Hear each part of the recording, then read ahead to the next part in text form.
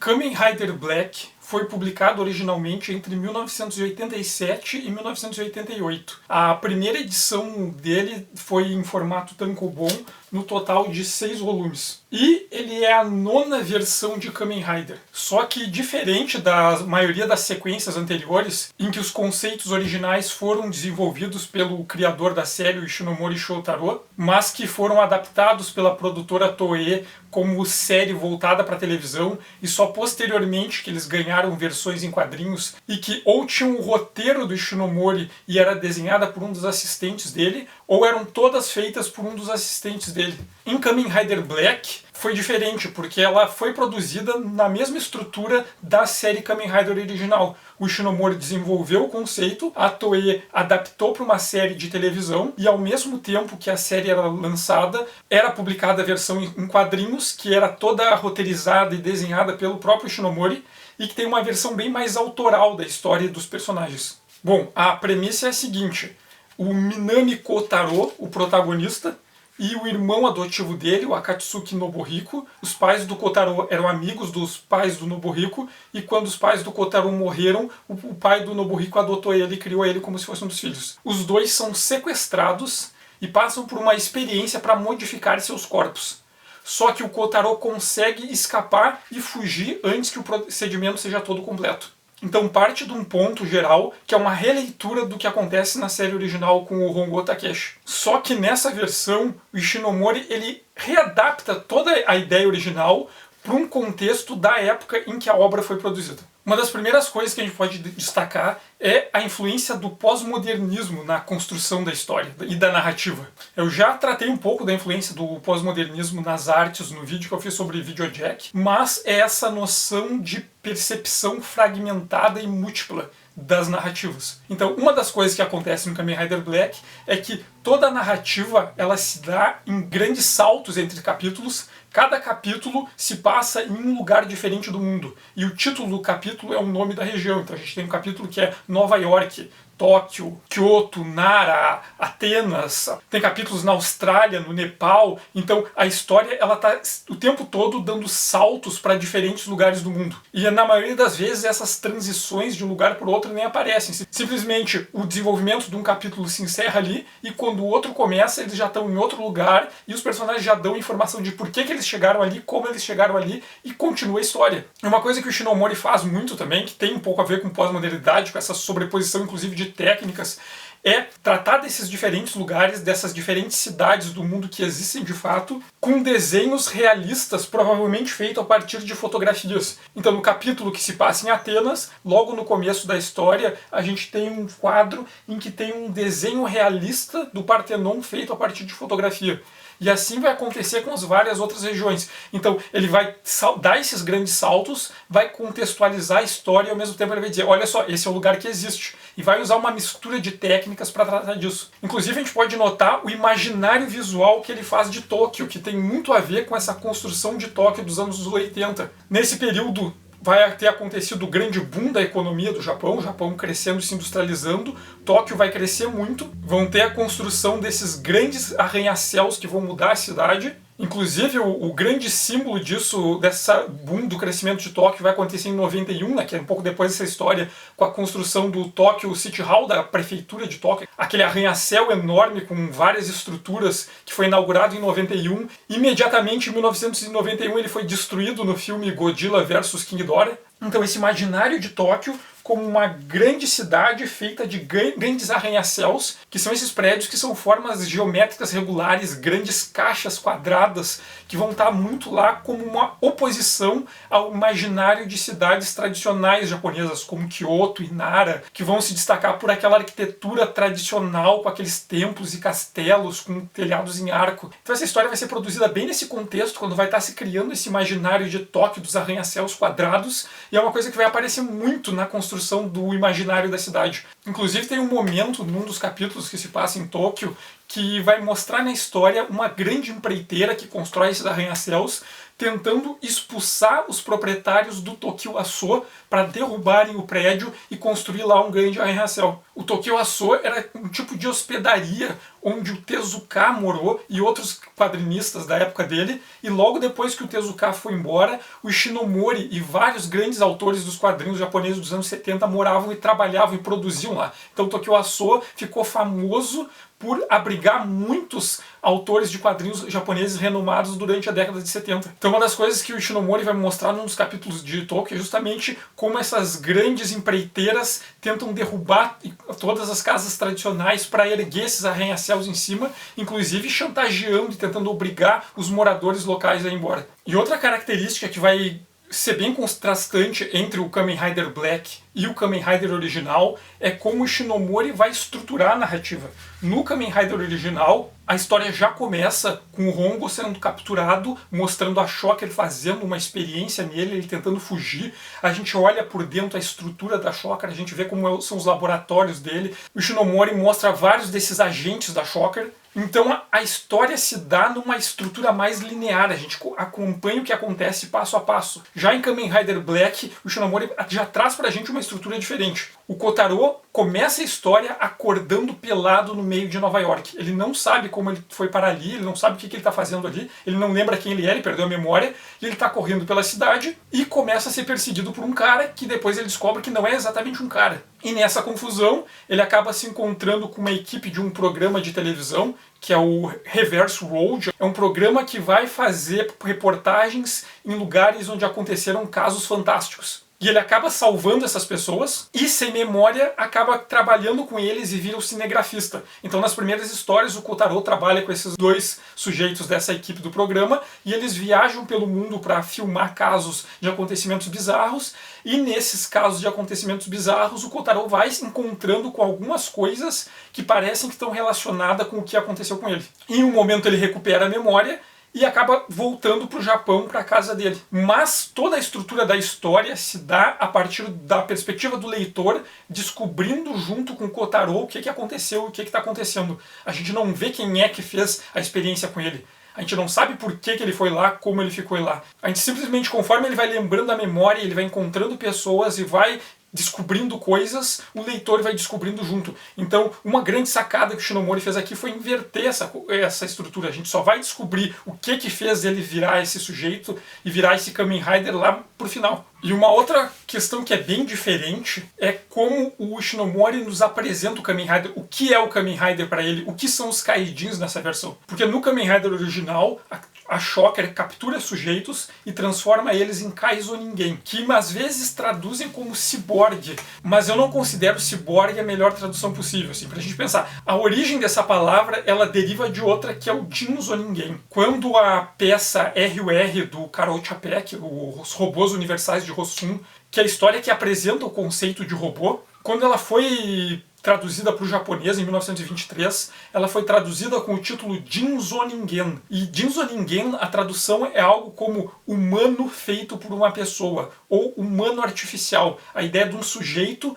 que ele não nasceu, ele foi construído por alguém, ele foi feito a partir de uma montagem de peças. E esse conceito do Jinzoningen ficou muito popular no Japão, principalmente entre os artistas do modernismo. Ali nos anos 20 mesmo, o Uno Jusa fez um conto que se chamava Jinzoningen FX, e a primeira história em quadrinhos do Tagawa Suihō, o criador do Norakuro, se chamava também Jinzoningen, a história de um cientista que cria dois robôs. E no pós-guerra, o Ishinomori vai recuperar esse termo e vai popularizar ele, principalmente com uma história em quadrinhos dele chamada Jinzoningen Kikaider. E Kikaider vai ser para os robôs humanoides a mesma coisa que Mazinger Z é para os robôs gigantes. Então, Kikaider vai criar vários conceitos e convenções que vão ser usados por toda a ficção científica japonesa e vão estabelecer várias convenções para as histórias de robô nos quadrinhos. Inclusive, os androides de Dragon Ball, por exemplo, se chamam Jinzoningen por causa do Kikaider. E logo depois, o Ishinomori vai popularizar um outro termo que é Kaizoningen. E Kaizoningen é uma variação do Jinzoningen, mas que o significado seria algo como humano modificado artificialmente. Então, é um sujeito que ele passou por uma mudança a partir de uma montagem ou de uma remodelagem do corpo desse sujeito. Então, Jinzoningen, ele é um pouco mais amplo do que Cyborg. No caso do Kamen Rider original, esses agentes da Shocker, eles eram criados a partir de modificações do seu corpo, a partir de uma lógica de tecnologia eletrônica e eletromecânica. Já no Kamen Rider Black, nos anos 80, o Ishinomori vai discutir sobre outras coisas. Ele vai falar desses mesmos Jinzo Ningen, só que aqui não tem a ver com algo mecânico, com algo eletrônico. Aqui ele vai falar de mutação, de DNA e de engenharia genética. Então é a modificação dos sujeitos, a montagem sobre um sujeito que já existe para transformar ele numa outra coisa, mas a partir de uma perspectiva da engenharia genética, de uma manipulação de DNA. Então nessa versão, o Kotaro ele vai se transformar num homem gafanhoto como o Hongo e o Ichimonji faziam, só que é uma transformação que se dá a partir de uma mutação, uma transformação orgânica. Então o corpo orgânico do Kotaro vai se modificar para assumir a forma de um gafanhoto nojento gigante. E isso não tem relação só com uma moda de se falar de mutação nos anos 80 ou por ser um assunto do momento. A gente tem que pensar no contexto, né? Porque Kamen Rider ele trata de um tema que era muito caro também para toda a tradição das narrativas de mecha, que é a ideia da herança maldita. É como o Japão na Segunda Guerra, quando se industrializou, todo voltado para uma criação de um aparato bélico. É uma indústria feita para produzir arma para matar. E os japoneses do pós-guerra tinham que lidar com isso. Pô, a gente herdou uma sociedade, uma tecnologia toda desenvolvida para matar. O que a gente vai fazer com isso? Que porcaria é essa que as gerações anteriores fizeram que deixaram isso como legado pra gente? Então, essa herança maldita estava muito associada com a questão da tecnologia. Só que nos anos 80, essa tecnologia japonesa já tinha sido desmilitarizada. Então toda a engenharia e a produção elétrica e mecânica japonesa, ela não era mais feita para produzir armas. Ela era feita para produzir tecnologia para uso civil e pacífico. E todo o boom da economia japonesa, a grande industrialização do Japão aconteceu porque o Japão produzia tecnologia de alto nível para exportação. Então a tecnologia já tinha perdido esse estigma. Já era consenso o entendimento de que a tecnologia herdada pelo Japão podia ser usada para funções pacíficas e para melhorar a vida das pessoas. Então a herança maldita que vai ser discutida em Kamen Rider Black é num outro nível. A herança maldita aqui, ela se dá no nível de uma discussão ética. Não é o legado técnico que as gerações anteriores do Japão deixaram que é o problema, mas sim é o legado ético. Olha a ética que os japoneses herdaram do passado. E essa ética está relacionada a casos de corrupção, está associada ao modo de vida do dia a dia, está associado a essas grandes corporações que para construir os arranha-céus manipulam e chantageam pessoas para arrancar elas de suas casas e eles poderem construir seus grandes empreendimentos e ganhar dinheiro. É uma mancha que tem no legado japonês, na história do Japão, mas é uma mancha que é sobretudo ética. E o próprio Kotaro, ele vai herdar isso, porque ele e o Nobuhiko, eles não foram escolhidos para passar por esse procedimento, por essa organização que é a Gorgon, por acaso. O fato deles terem sido escolhidos para esse procedimento está muito relacionado com um pecado cometido pelos pais deles. Isso vai ser desenvolvido na história. Então eles herdaram uma herança maldita, mas que não é a tecnologia que determinou isso, e sim é a conduta. É como a conduta dos pais deles deram para eles uma qualidade de vida boa, mas tem um preço, tem uma sujeira aí para eles conseguirem ter essa condição. E que uma hora vai ser cobrada deles. E quando o Kotaro se transforma, primeiro ele se transforma nesse gafanhoto gosmento gigante verde. Mas quando ele começa a usar as habilidades dele no máximo, ele muda para a cor preta. E daí a questão do Kamen Rider Black. E o Ishinomori já deu algumas entrevistas sobre isso, inclusive no episódio 0. A série, antes do primeiro episódio, ela tem um episódio anterior, que é um mini documentário sobre a produção da série. E tem um momento desse episódio 0 que tem uma entrevista com o Ishinomori em que ele comenta a criação do personagem, a produção da história em quadrinho, e ele fala dessa questão do black, do preto, como uma marca do mal no personagem. A gente tem que levar em consideração que na iconografia tradicional japonesa, o preto é a cor das roupas e das armaduras dos vilões. Se a gente parar para considerar uma coisa que é comum em todos os Kamen Riders, que a gente pode considerar uma das características essenciais da franquia, o que todo Kamen Rider tem em comum é que todos eles têm como fonte de poder a mesma coisa que dá poder para os seus inimigos. A fonte de poder deles é uma fonte de poder maligna. O Hongo e o Ichimonji, por exemplo, eles são ciborgues criados com a tecnologia da Shocker, criados com a tecnologia nazista para a dominação do mundo. E essa tecnologia transformou eles em monstros. E a mesma coisa aqui vai ser com o Kotaro.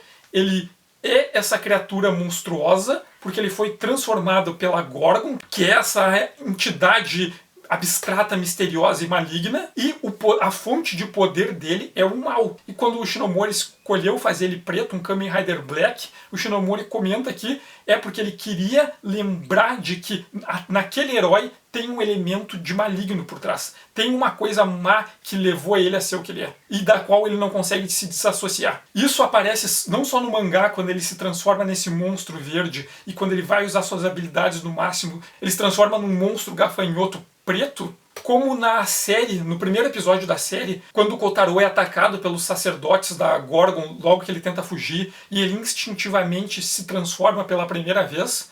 Na transformação, primeiro ele se transforma no Bata Otoko, que é o homem gafanhoto, que é o Kaijin gafanhoto da Gorgon, e ele começa a se contorcer por algum momento, e até que ele parece se conter, se controlar, e daí sim ele cria aquela carapaça negra e assume uma forma que é mais harmônica, mais agradável. Ele é um monstro, mas ele tem que controlar essa monstruosidade dele. E essa casca negra lembra que ele ainda é um monstro. Ele ainda tem uma origem nessa força maligna. Então o Kamen Rider seria o sujeito que, apesar de ter acessado ao lado maligno, ele conseguiu controlar esse mal para tentar direcionar ele para fazer uma coisa boa. Mas mesmo assim, sempre tem alguma coisa de má nele que ele tem que cuidar para controlar, para não sucumbir a isso. E esse ponto do Kamen Rider como um herói que tem uma essência maligna dentro dele, que ele tem que se esforçar para controlar, é uma coisa que o Shinomori vai desenvolver bastante aqui no Kamen Rider Black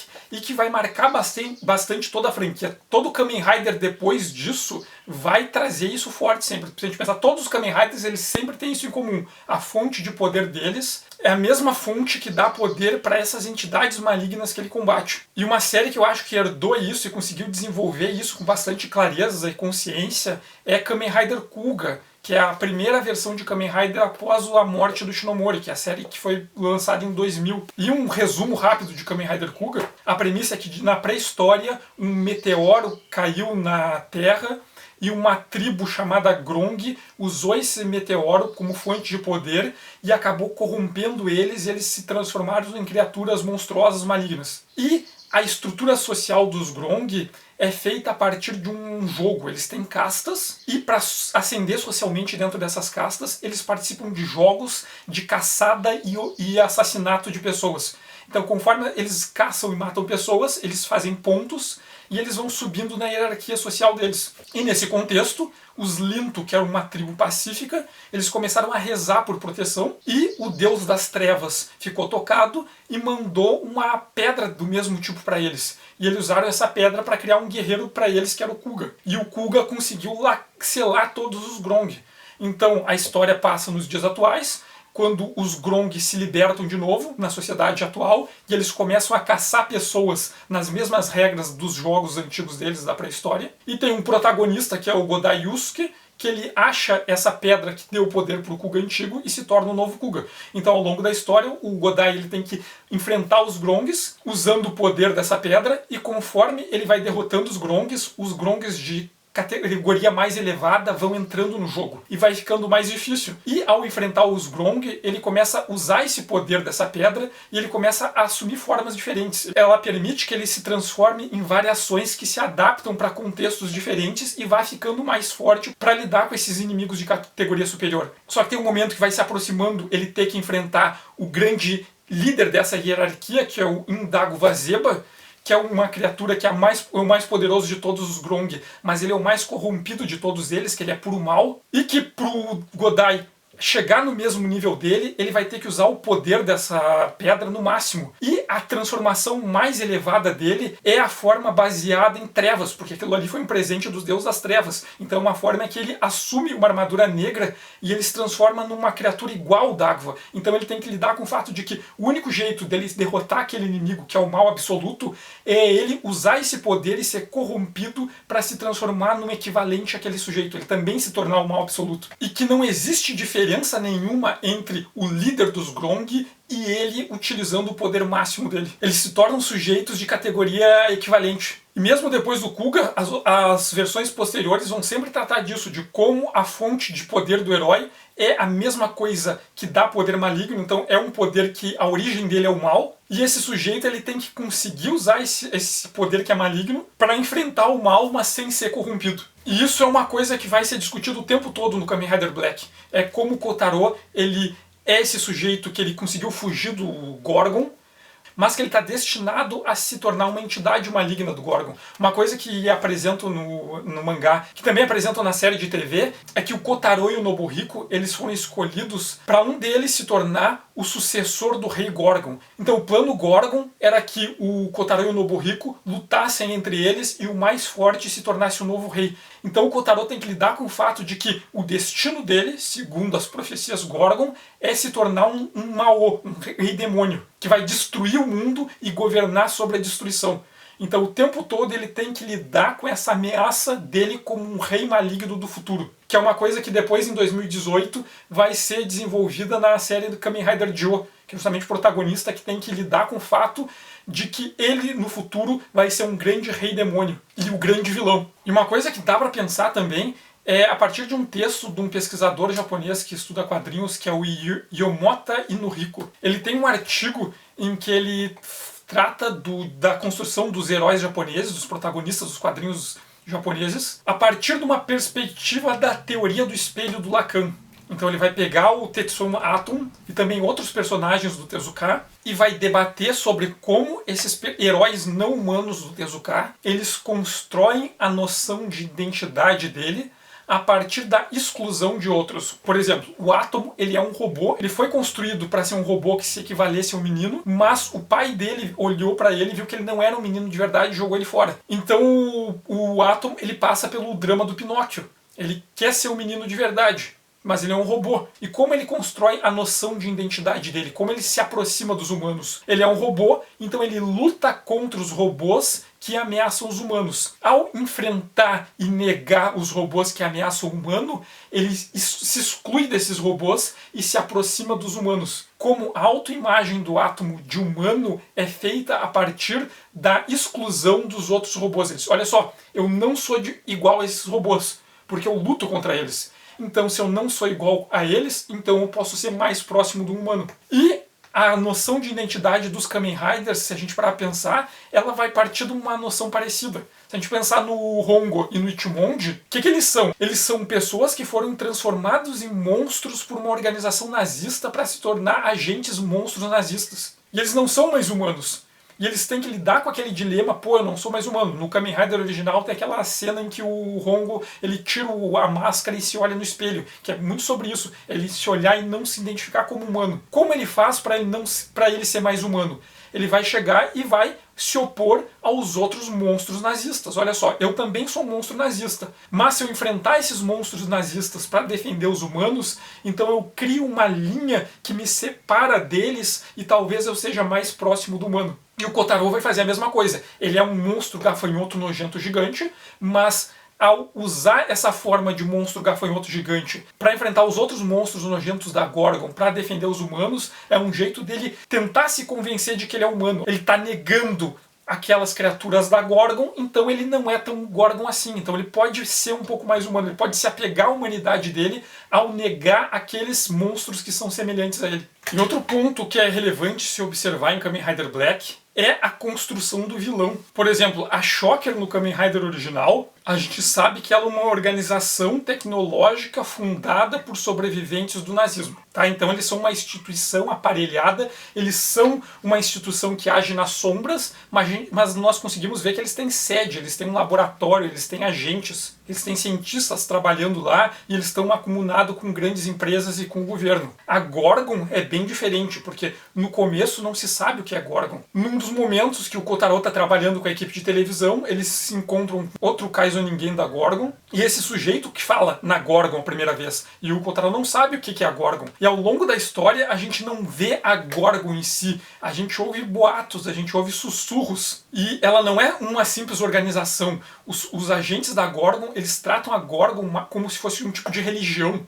A Gorgon, ela é uma instituição que age nas sombras, no submundo, mas num nível muito mais abaixo da Shocker. Ela age no submundo, mas num nível quase do inconsciente. É um grande mal que existe há muito tempo, que ninguém sabe quando começou, e ele está sempre agindo, ele tem agentes que representam esse mal, mas ele não é um sujeito, ela não é uma empresa, um laboratório.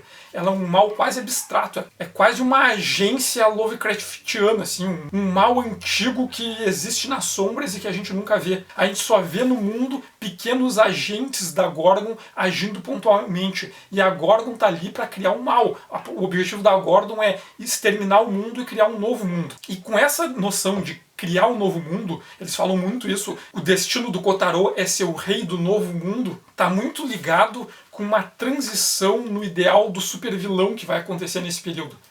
O Ishinomori é um cara que ele vai ser importante porque ele vai acabar estabelecendo uma noção de o que é o vilão nos quadrinhos japoneses dos anos 70. O conceito da Shocker, que aparece no primeiro Kamen Rider, ele é uma herança dos vilões do Cyborg 009, que já é ali do finalzinho dos anos 60, em que o Ishinomori vai trabalhar com a ideia de uma agência que ela está associada com questões bélicas e ela quer criar uma grande guerra para depois da guerra atingir a paz. Então é uma guerra de conquista que justifica porque o objetivo dessa guerra é fazer a paz. A gente vai matar todo mundo para construir a paz. Então uma ideia de falsa democracia, porque é uma democracia que ela fala numa paz que tem uma noção de construção do consenso. O consenso é que nós vamos fazer todo mundo concordar. É assim que a gente vai chegar à paz. Se a gente não concorda, então a gente mata todo mundo que discorda. A gente mata todo mundo que é diferente. E assim a gente chega num consenso. O vilão é o cara que quer promover uma grande guerra e ele cria uma justificativa para ele que é a construção da paz, que é uma falácia. Porque é uma paz à força, é uma paz que faz todo mundo pensar igual. E essa noção de vilão, ela não é criada pelo Ishinomori. Se a gente voltar, por exemplo, no trabalho do Tezuka, no Dororo, o pai do Hyakimaru vendeu ele para os demônios em troca de poder para conseguir unificar o Japão e acabar com todas as guerras. E como a gente unifica o Japão com uma guerra, isso é uma herança do Oda Nobunaga, que é o grande senhor feudal que vai começar a unificação do Japão ali na época do Sengoku Jidai, que é aquele período ali do século XV, XVI, em que o Japão estava uma guerra generalizada, o imperador não mandava nada, o shogun não mandava nada, os senhores feudais estavam todos em guerra entre eles, os saqueadores estavam atacando as vilas e os camponeses estavam declarando independência, então o Japão estava todo desestruturado politicamente, sem uma unidade política, e o Nobunaga vai ser aquele cara que, não, eu vou acabar com a guerra no Japão, unificando o Japão, e para fazer isso ele fez uma grande guerra. E aí o Nobunaga era um cara que ele não se preocupava em respeitar tradições japonesas, ele queria era resolver o problema. Se ele tivesse que matar todo mundo do jeito mais prático possível, dando tiro em todo mundo, ele faria e dane-se. Então a ideia desse sujeito que ele quer a paz a partir da violência. E isso vai ser o vilão dos anos 70, porque o vilão dos anos 70, naquele contexto do Japão que estava trazendo de volta a discussão do militarismo, de se rearmar, a herança da Segunda Guerra, o Japão imperialista da Segunda Guerra Mundial, que um dos discursos dele era que eles iam salvar as nações asiáticas do imperialismo ocidental, mas para isso todas as nações asiáticas teriam que se submeter ao imperialismo japonês. Então esse imaginário de que a gente só pode fazer a paz se a gente fizer uma grande violência que submeta todo mundo a gente. E a Shocker, como os vilões de quase todos os Kamen Riders ali depois,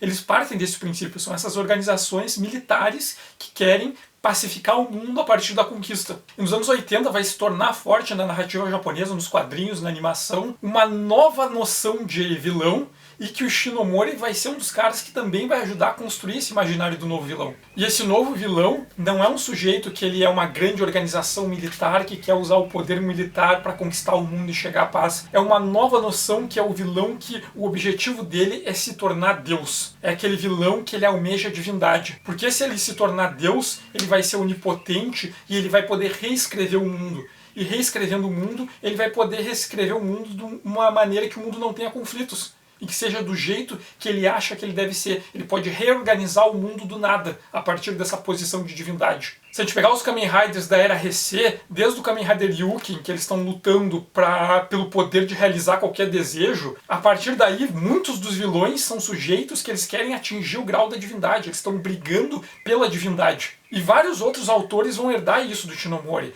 O Otomo vai ser um cara que vai herdar isso, porque se a gente parar a pensar o Tetsuo, no Akira, ele também está lutando para atingir um status de divindade. O Tetsuo está naquela transição do líder político para o líder que quer ser divino. Mas a gente vai ter um monte de outros personagens. No Serial Experiment Lain, a gente vai ter aquele vilão que vive no mundo das informações, que ele se torna só a consciência solta na nuvem, porque assim ele estaria onisciente, assim ele seria onipresente, assim ele seria divino, assim ele atingiria a divindade. No Evangelho, o Gendo, com o projeto da instrumentalidade dele, ele quer reconstruir o mundo naquele contexto em que todo mundo é só consciência que coexiste coletivamente. O Gendo está tentando atingir a divindade. A partir dos anos 80, e bastante influenciado pelas obras do Shinomori, mas de outros autores que vão herdar dele isso, vão se construir esse imaginário desse novo vilão. O vilão é aquele sujeito que ele quer alcançar a divindade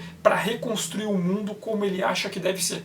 Então ele não está preocupado com uma democracia, com a tolerância do dissenso, com a tolerância da diferença, com o debate para se construir coisa. Não, é melhor apagar o mundo e refazer o mundo do nada a partir do que ele acha que seria correto. Como essas pessoas que vivem no mundo, que vai ser apagado, elas vão deixar de existir, elas nunca vão ter existido. Então por que ele vai ter pena? Por que ele vai ter compaixão por indivíduos que nem vão ter existido, que vão ser apagados da existência? E isso, de novo, vai estar no Kamen Rider Black, porque o objetivo da Gorgon é isso. O objetivo da Gorgon é esse mal antigo que ele quer reescrever o mundo. Para reescrever o mundo, eles têm que atingir o nível da divindade. E para atingir o nível da divindade, eles esperam que o Kotaro ou o Nobuhiko, um deles se torne o novo deus demônio, que vai ser esse sujeito que vai reescrever o mundo, que vai destruir o mundo velho e vai governar sobre o mundo novo, que é o mundo dessa herança maldita da não ética que os japoneses herdaram e ainda não conseguiram se livrar. A Gorgon, o que faz? Ela volta na antiguidade e traz de volta esse mal absoluto, que é a total falta de ética, traz ele à tona de novo e corrompe todos os sujeitos quando transforma eles nos caidinhos deles. E o Kotaro, que passou pela transformação parcial, ele tem parte da sua essência sendo maligna e tem que lidar com isso. Bom, se a gente pensar na construção da narrativa visual de Kamen Rider Black, aqui a gente tem o Shinomori 16, 17 anos mais maduro do que no Kamen Rider original. Ele vai misturar aquelas técnicas dele com movimento, com batalhas na chuva, com alguns momentos um pouquinho mais cômicos, com os desenhos mais simples, arredondados, ou então vai mostrar as paisagens reais com umas grandes paisagens com uma tendência mais realista na representação de cenas de violência, por exemplo. Tem algumas cenas que ele vai mostrar a cena crua e pura, pessoas com decapitadas, tripas para fora, pedaços saltando, cabeças explodindo, aquela violência grotesca, nojenta. Mas tem outros momentos em que ele vai mostrar de maneira completamente indireta. Por exemplo, tem uma cena que o Kotaro vai lutar com o sujeito, tem aquele momento antes que eles estão se preparando para o confronto, e depois o golpe já foi dado e tem só as consequências. Então tem várias cenas de batalha que ele mostra essas tripas, sangue jorrando, pedaços de cabeças voando, mas tem outras que ele mostra o momento antes da violência e a consequência da violência sem mostrar a violência em si. E tem outras construções elaboradas, por exemplo, tem um momento em que ele mostra uma viagem, daí ele passa por um flashback do momento de uma conversa anterior que o Kotaro teve, que mostra o motivo de por que ele está viajando, e dentro desse flashback, a pessoa que está falando com o Kotaro conta o motivo dela ter visitado o Kotaro. Então tem o flashback dentro do flashback. Então ele passa com esses 3 tempos, mas não é flashback, volta, volta e vem, vem. Ele apresenta o tempo presente, 2 flashbacks, e começa a saltar de um tempo para o outro. Então ele conduz um pedaço de um capítulo saltando entre 3 tempos narrativos. E ele faz isso criando rimas visuais entre os 3 tempos. Tem várias outras estruturas narrativas bem complexas. Tem alguns momentos que ele vai brincar um pouquinho com a ideia de terror, porque a Gorgon é um tipo de mal absoluto antigo, então dá pra flertar um pouco com alguns elementos do terror. Tem uma cena que eu gosto, por exemplo, que é quando eles estão investigando a aparição do fantasma da ópera na Casa de Ópera de Paris. Eles estão caminhando pelos bastidores do teatro e vem um vulto lá, então eles pensam, vamos acender a luz. E no último quadro, um dos personagens ativa a chave de luz, e o que o leitor tenderia a esperar é que a virada de página mostraria a cena do teatro toda iluminada. Só que não, o Ishinomori mantém a cena das trevas, aquela escuridão, e o que foi ativado é só um pequeno foco de luz bem em cima desse vulto, e mesmo assim a gente não vê o que ele é. E mantém o mistério por mais uma virada de página, para na página seguinte a gente confrontar com esse sujeito bizarro, esse Komori Otoko, que parece quase um Nosferatu. Então, Kamen Rider Black é o Ishinomori no auge da maturidade dele. E eu digo que é tanto superior à série Kamen Rider Black de 87, como eu considero superior à versão em quadrinhos do Kamen Rider original de 71. Então, se vocês puderem ler Kamen Rider Black, eu recomendo fortemente, mas vocês já devem ter percebido que eu não sou uma pessoa neutra falando. E por hoje era isso. Espero que tenha sido proveitoso para vocês. Lembro sempre que se vocês puderem curtir, compartilhar o vídeo, ajuda muito a crescer o canal. E obrigado e até o próximo vídeo.